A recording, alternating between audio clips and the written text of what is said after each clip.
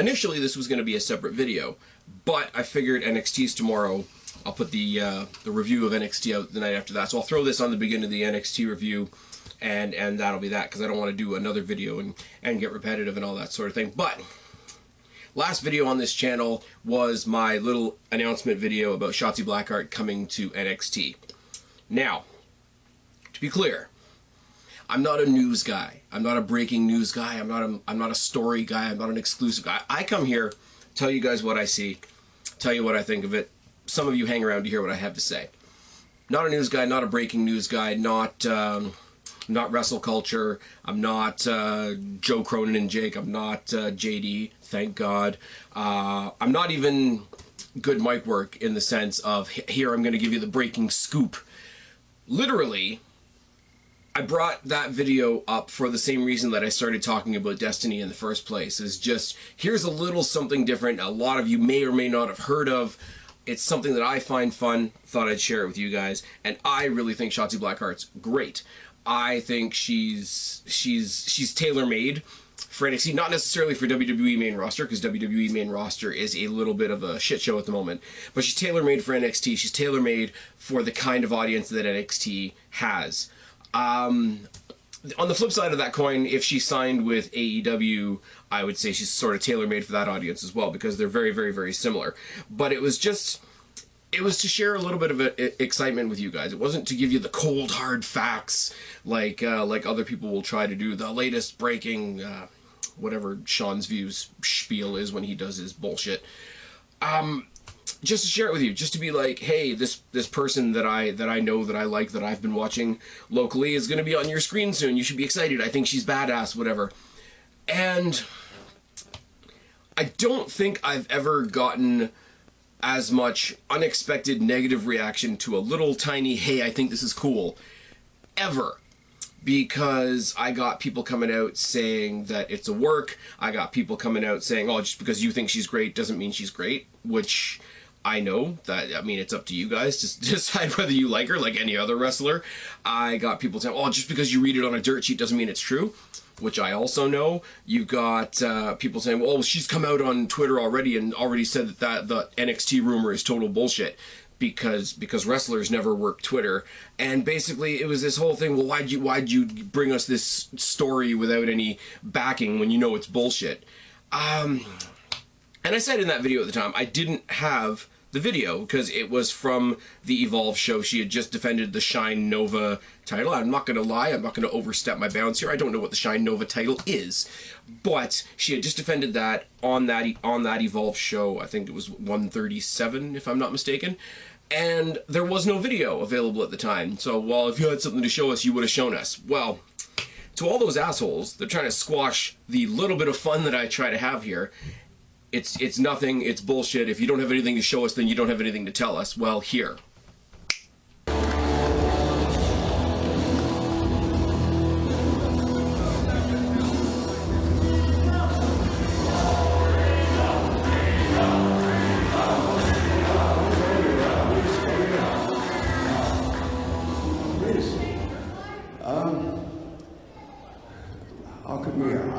I put something out on Twitter this week, which I don't usually do, but that I was coming to Evolve tonight to change somebody's life, and that someone is you, because I would like, on behalf of the WWE, to offer you an NXT contract.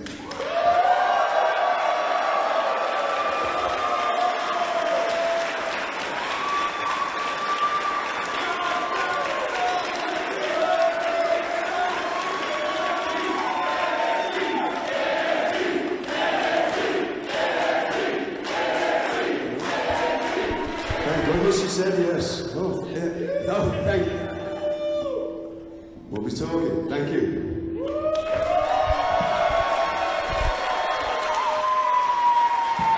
Well, he said, did William Regal, someone's life was going to change, and Shotzi Blackheart is going to NXT.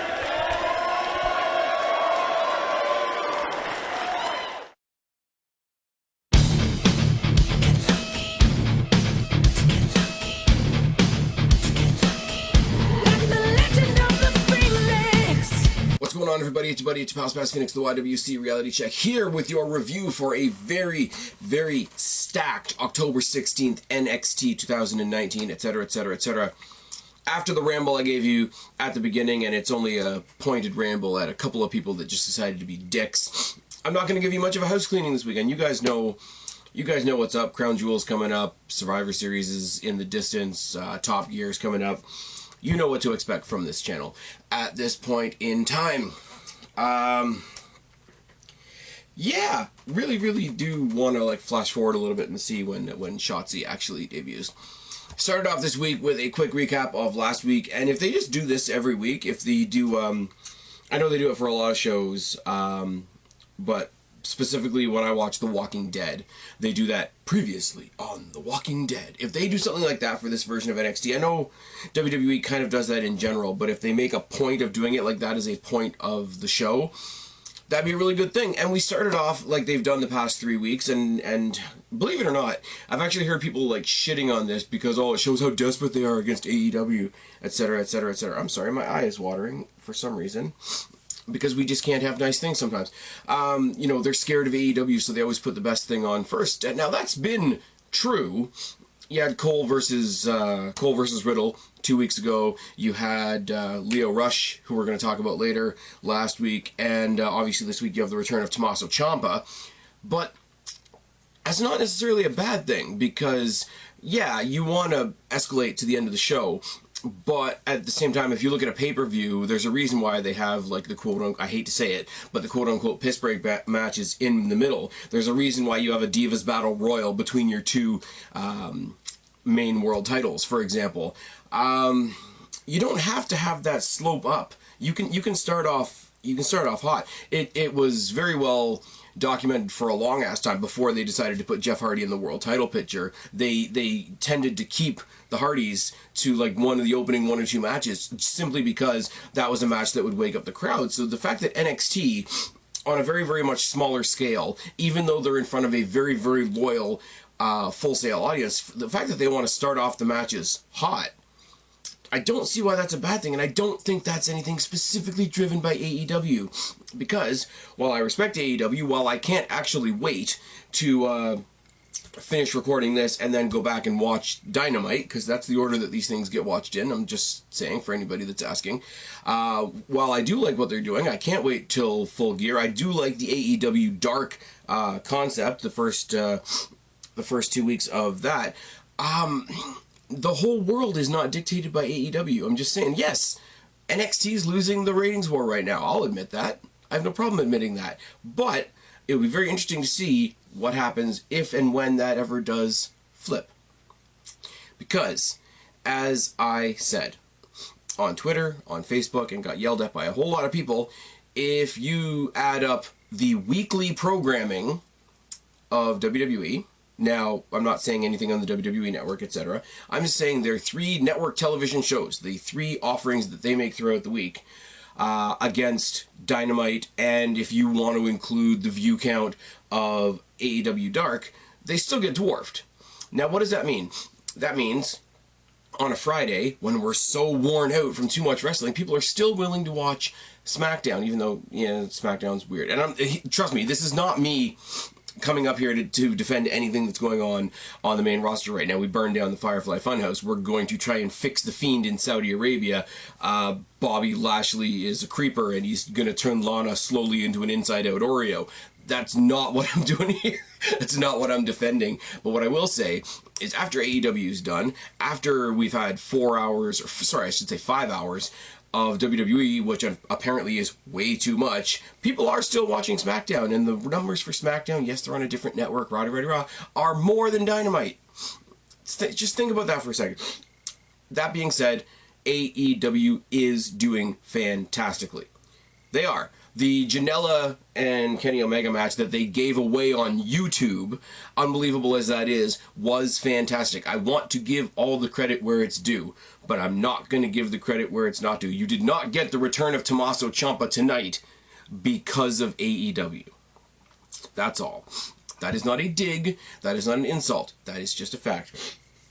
The Anyways, Tommaso Ciampa versus Angel Garza is your first match of the night. We go through, the commentary does a lot to tell you about the 4 surgeries that he went through, the fact that he's returning in a mere 7 months. It was almost like a John Cena-esque build-up from the commentary, but I will take that over the overuse of video between Tommaso Ciampa and what they've done with the TEGAN NOX music videos, highlight videos. I have seen enough surgical footage to last me a lifetime.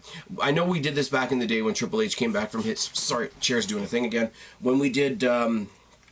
when Triple H made his big return years ago at Madison Square Garden, and we saw, you know, the U2 Beautiful Day video package that we've all seen 100 times. They did the same thing there. I was weirded out by it then, but they really seem to lean on it a lot, especially in NXT, because NXT is supposed to be more real, a little bit more of a mature audience, etc. I think that's one thing they lean on too much. That's just me. Side headlock to start the match and a tackle by Ciampa, insecure by Garza, who eats the apron, the rail, and the steps. Right hands by Ciampa, a kick to the knee by Garza, suicide dive by Garza, and a missile dropkick. Angel Garza, as he tends to do in his matches, takes off his pants, which is lovely. Mudhole stomp by Ciampa, running knee to the face, leaving Garza, you know, ringing his bell a little bit. And then I have to go back to Twitter, or I have to go back to, you know, comment sections or whatever, because as I say, watching on a stream, can't rewind it, right. I thought he grabbed his tearaway pants. Apparently he grabbed Garza's flag, which is a little bit different. Put it in the corner, and mudhole stomped the flag as Garza came in to try and stop this grave disrespect that he was doing to his pants and or flag. He hits the suspension DDT, and when I say he hits the suspension DDT, with all due respect to Randy Orton, he leaves Randy Orton in the dust, because Randy Orton drape you, sort of drop you on your face. Tommaso Ciampa, when he does it, and we know we did it with Johnny Gargano, etc., and Gargano sold for him because they're great together, he uses that middle rope like a fulcrum, and he drives it, and it's just so... I love the move. I love the move when Randy Orton does it, but there's such a different, callous intent behind it when Tommaso Ciampa does it. Great to see Ciampa back. You knew he was going to win, and this is not the only time I'm going to say this. You knew he was going to win, but you want to just go in there and see the obvious... We know he's going to win. The whole match was full of Ciampa's going to kill you chants and welcome back chants, which is, you know, the good and the bad of a Tommaso Ciampa character. Then we see the Undisputed Era. The Undisputed Era come down, they surround the ring. Ciampa surrounds himself with his best friends, a steel chair, and the camouflage crutch. But nothing happens. There's no attack. Instead, Kyle O'Reilly goes to the commentary table and throws a USB stick to Mauro Ranallo, which is interesting because he could have just given it to the truck, but instead Mauro Ranallo has to go give it to the truck. Anyways, it's very much a cliffhanger, very much a comeback after the commercial break and see what's on this stick. Mauro Ranallo selling it as, we're going to have to see if this is appropriate, and it's great. You come back and you see Undisputed Era basically sending a verbal and physical message to Tommaso Ciampa and Finn Balor through the vehicle of Velveteen Dream, because they bring the camera to Velveteen Dream, who they've already beaten the shit out of. Obviously, Roderick Strong tells him the dream over thing. I'm doing a lot of snapping in this video. Let's try to stop that. Not Thanos. Not purple even. It's fine. Not that there's anything wrong with being purple. Just don't want to be accused of anything. Now, obviously, Roderick Strong was supposed to face Velveteen Dream next week in a rematch for the North American Championship. We're going to address that later on. Oney Lorcan and Danny Burch versus Fabian Aichner and Marcel Barthel from Imperium. Now, Imperium is everybody but their leader, because you've got Fabian, you've got Barthel, and you've got Alexander Wolf in their corner, which is great. You got Lorcan and Burch on the other side, who don't have anybody in their corner because it's just the two of them. That's how that works. Now, I made another weird comment on commentary, or on Twitter. I'm not on commentary. That's not a thing.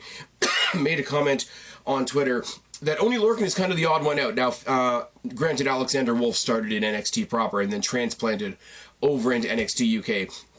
But Burch, Fabian, Barthel, Wolf, and Walter, even though he's not there, are all fixtures on NXT UK. The only one that really isn't is Lorcan. So is Lorcan... Sorry, itchy nose. Is Lorcan the token American in this match? Not that that matters in the slightest, but it's kind of funny we're on NXT proper and there's only one NXT proper roster member in this match. I don't know that that changes anything, but it's kind of fun. Burch and Fabian start off the match with a headlock by Fabian and a takedown, a double team by Lorcan and Burch, a chop by Lorcan, a mudhole by Barthel, a headbutt by Burch, and an enziguri, which for some reason on my notes there I spelled with a Y instead of an I and then drastically scratched it out. I'm laughing at my own notes. That's the kind of day we're having. Missile dropkick by Birch and a double team by Imperium. One of the only actual commercial breaks we got that wasn't a picture-in-picture thing. I will say, go over to What Culture, watch Adam Cleary's reviews of NXT, and he makes fun of the American commercial breaks. I will say, to my friends in America, I thought we had it bad up here. Good God, your commercials are terrible. Just putting that out there. Facing an arm lock by Barthel when we come back from that commercial break. Uppercuts by Lorcan. Suicide flip dive by Lorcan. A double power bomb and a pin attempt by Lorcan and Birch. Lorcan and Fabian have a chop battle that just makes you cringe. Fabian hits a brainbuster out of nowhere. Double springboard moonsault by Fabian, which is pretty. Chops by Lorcan, spinebuster, punt kick, top rope, uppercut, power bomb combination. Imperium get the win. Now that spinebuster by one, punt kick by the other, and then the top rope, uppercut, power bomb combination by Imperium. Just there's nothing left of you after that. If you're getting punched basically in the jaw / throat while somebody's power bombing you, there's nothing left. And I do like, even though they are an imposing force, they do have the power and the numbers, etc. Unless I missed something, I'll put the caveat on there, because like I say, can't rewind, can't go back and check again. Unless I missed something, there was no interference by Alexander Wolf, which is a very cool thing. It sets them apart from the Undisputed Era, who we're going to talk about later on, to be as imposing and as intimidating as they are without the actual interference is good. We see a great video package by Gargano, but I'm sorry, it's NXT. If you've seen one video package on Gargano, you've seen them all. Goes from his beginning, goes from when he was a kid, he always wanted to be a wrestler, the introduction of DIY, the split of DIY, him eventually becoming champion, him eventually becoming the Triple Crown champion. It's everything we've already seen before, but then we throw to the back to an interview, him being interviewed, and, you know, they throw out that general question of what's next for him, but also they throw out how does he feel about Ciampa's return, and he gets introspective for a second, and he says, I don't know how to feel about Ciampa's return, and I'm not going to know how to feel about Ciampa's return until I look him face to face. Really thought this was going to lead to them being face to face later on in the evening, either embracing or having a conflict or reforming DIY. I mean, any one of those things could happen, and none of them did. This is the last time we saw Ciampa. This is the last time we saw Gargano for the night. Little spoiler warning. Io Shirai taking on Caden Carter. Caden Carter, the former Lacey Lane from the Mae Young Classic. I really like her a whole lot, and it's kind of a bummer that she's being used as an enhancement talent at the moment, but Io Shirai is the one they're really behind. Io Shirai is hot in the literal sense, obviously, but she's also really hot as their new formed heel. This is, I'm really convinced that this is why they've taken the greatest heel in NXT UK in Rhea Ripley and made her this sort of badass Stone Cold Steve Austin-esque tweener in NXT, because if she was still her heel character, I can speak, I swear, her heel character from NXT UK, Io Shirai wouldn't have a shot. With her being the tweener, Io Shirai gets to be the badass heel, and there's balance in the Force and the women's division. Trip by Carter and a head scissor, a roll-up attempt, and another dropkick. An apron face plant by Shirai, a springboard dropkick, a trip and a thrust kick by Carter, and she does this thing where she sort of backflips off the ropes into a roll-up attempt. It's really cool, not something I've really seen before. Obvious, but it's also one of those cool things where it's, that's neat, but it's not going to get the win. German suplex by Shirai and a moonsault gets the win, and unfortunately that's Caden Carter done for the night.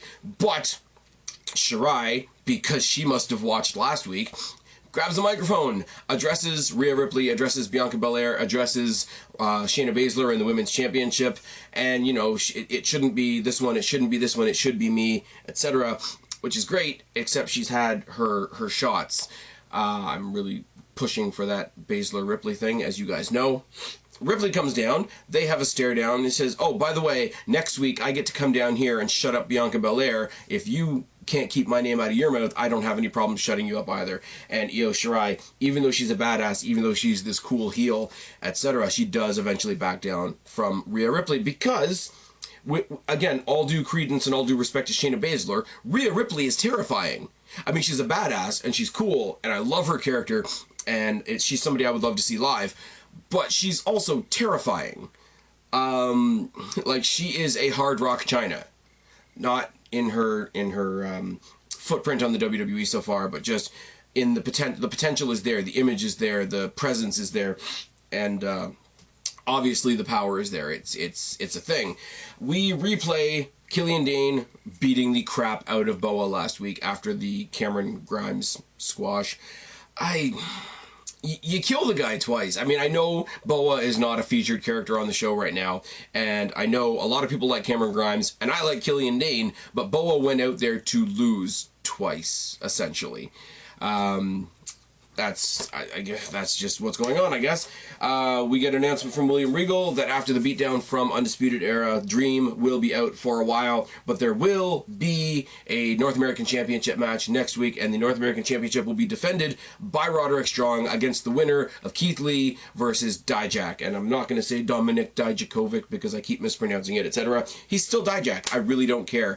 This is this feud that they have going on forever and ever and ever. Lee won one, Dijak won one. They had one that was a count out. This is the rubber match. Now it's got stakes. Now it's a #1 contenders match. Now we've got a reason to care a little bit.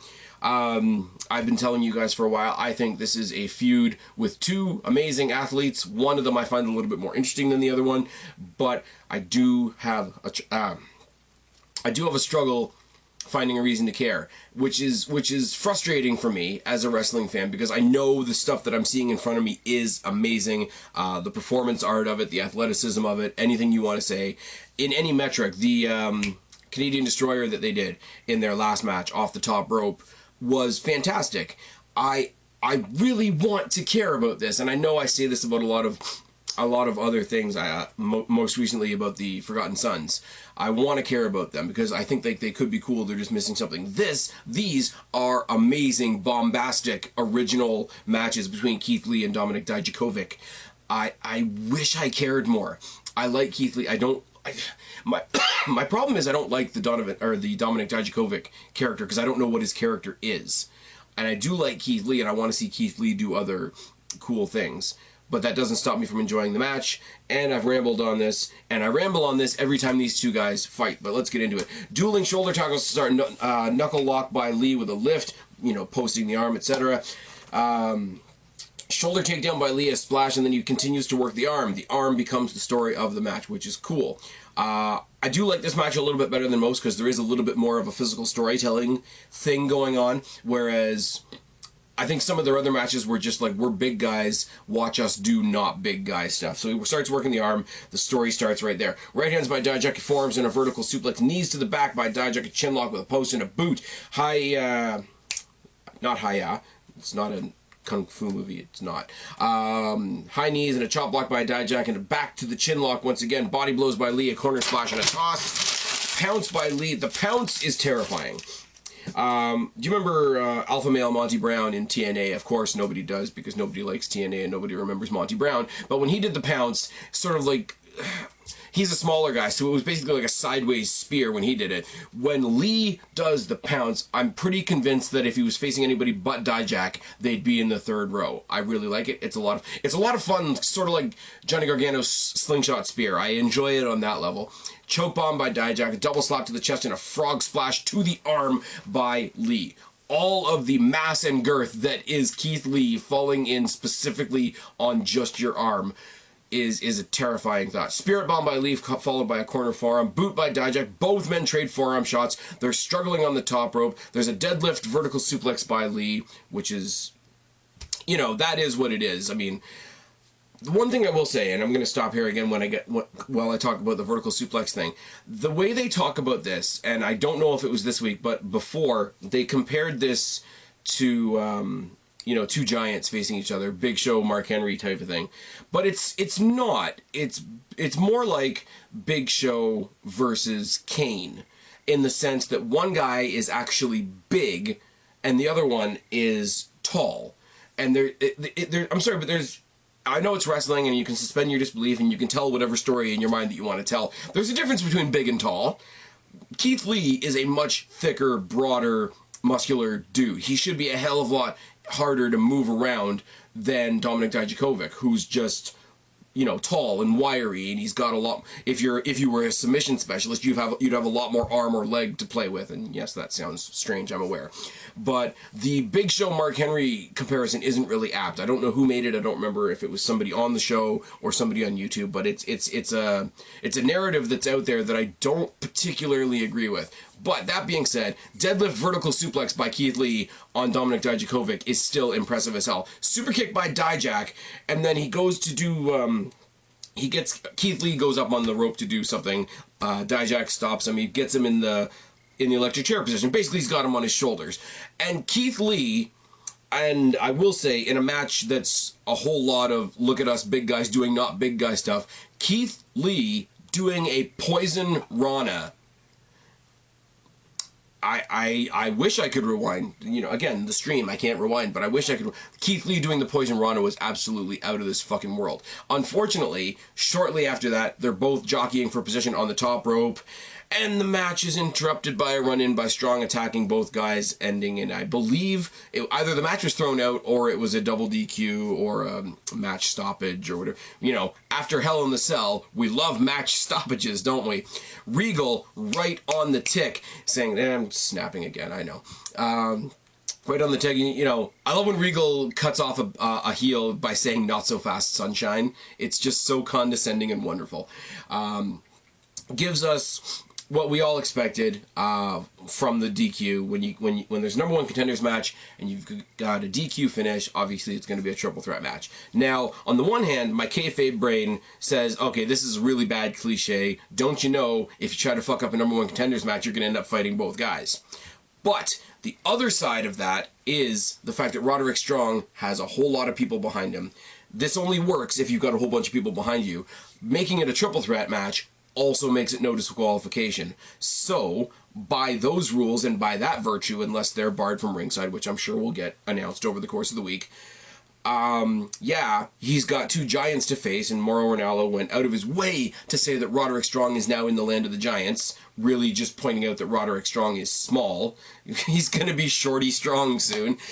Good God, the Gable thing is terrible, isn't it? But, on the upside, he could find himself in a 4-on-1-on-1 advantage, because if it's no disqualification, what's to keep all the members of the Undisputed Era from going 4-on-2 against his two competitors? So it'll be interesting to see how they play that out. If they don't play that out, now that I've thought of it, I'm going to be kind of bummed out if he just gets squashed between these two guys.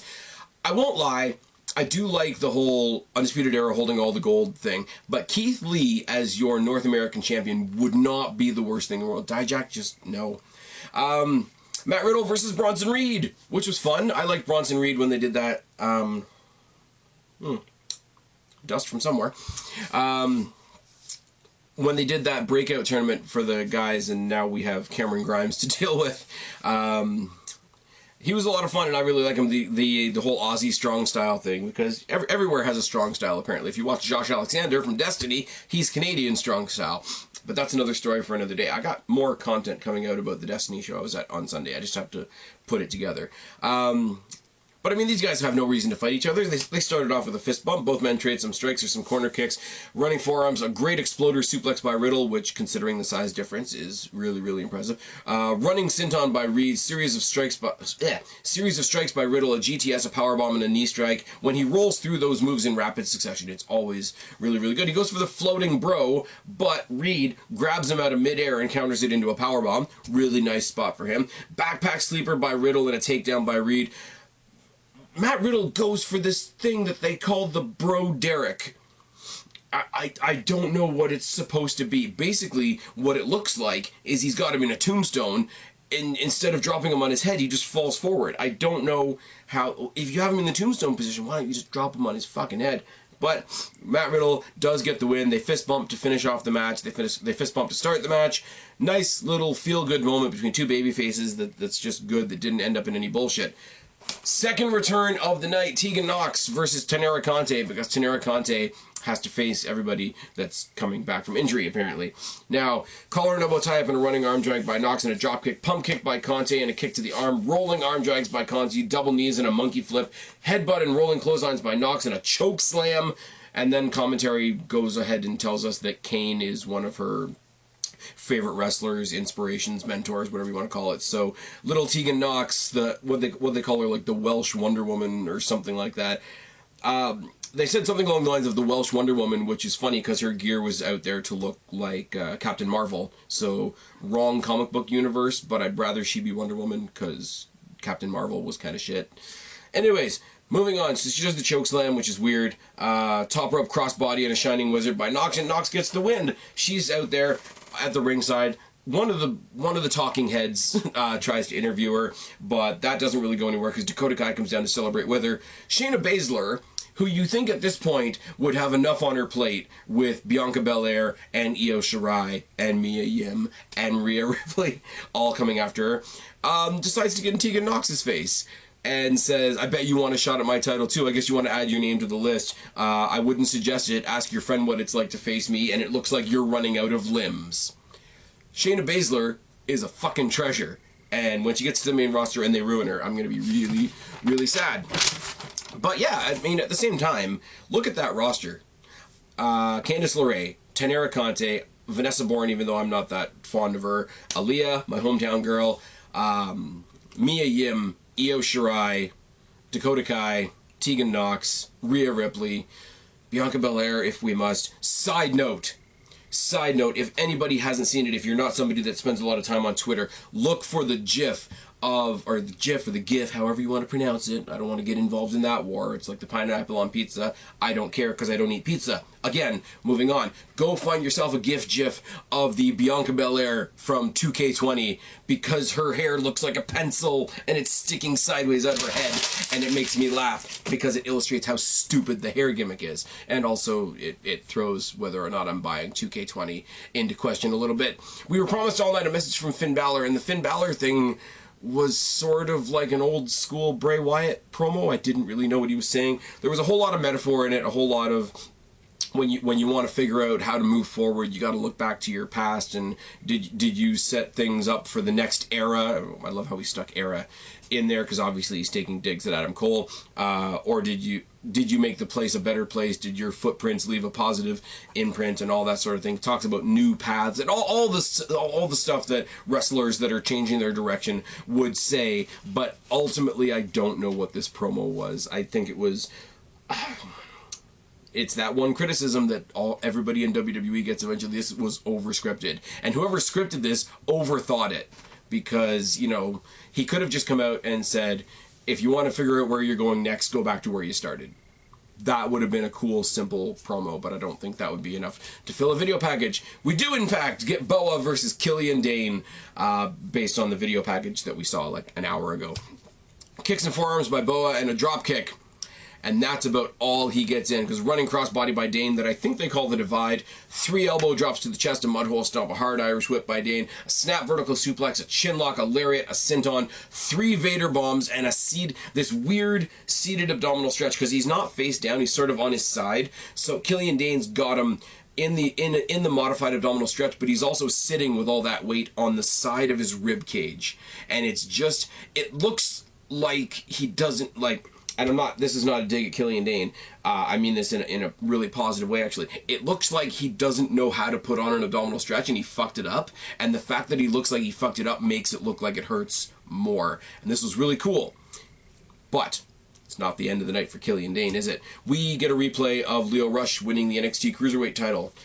Now, I said, and I wasn't trying to make any grand prognostications or anything like that when I said this last week. I said that Drew Gulak's loss and show of respect to Lio Rush seemed like him saying goodbye to the Cruiserweight division, saying goodbye potentially to NXT, and I sort of joked, hey, I wonder if he's getting drafted. He is, in fact, drafted to SmackDown, I believe, and he's put stuff out on Twitter all week, and Daniel Bryan has responded to some of it, that they want to face each other. Now, if you want to say that SmackDown is a shit show, it's a grandiose, Fox-produced shit show, but if somewhere in that mix we're going to get a feud between Drew Gulak and Daniel Bryan, that could be the winner right there. I will not over-exaggerate like some people say, because I've heard people compare that potential match to Benoit Guerrero, I'm not going to do that because that's a weird comparison, especially with, you know, the stories of both of those gentlemen. I will say it'll be a hell of a match. It'll be a hell of a technical match,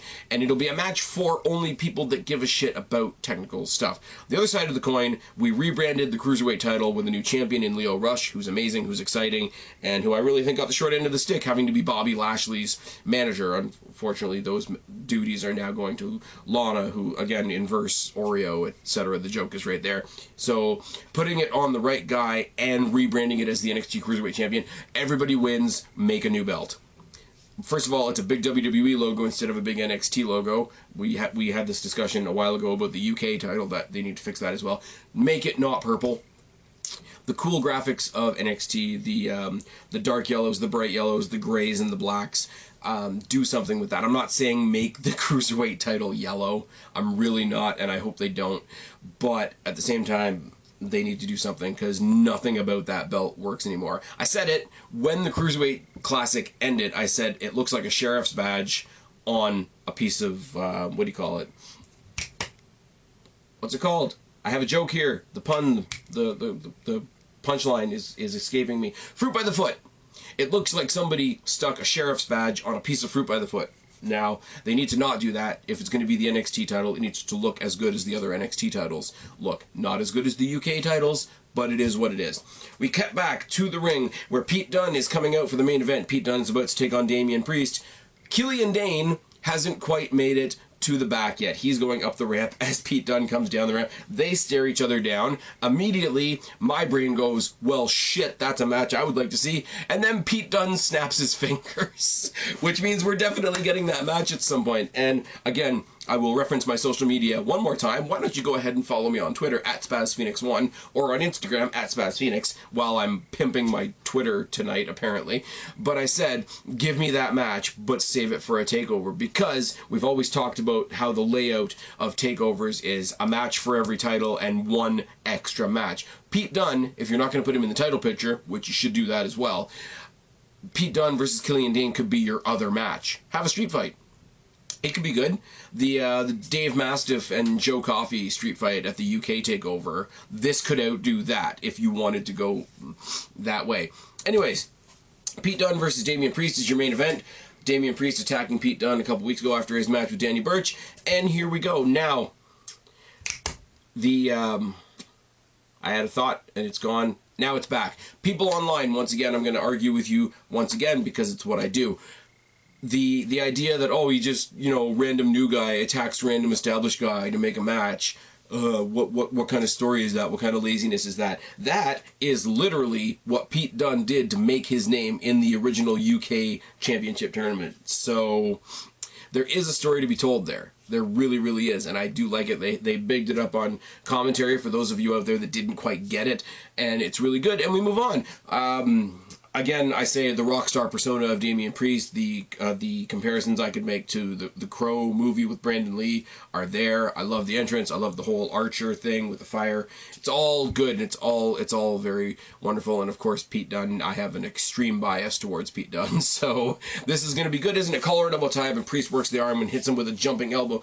Kicks and knees by Priest, a lariat by Dunne, who works the fingers immediately. Dunne stomps on the arm twice and then drags him out to do the arm stomp the third time on the steps.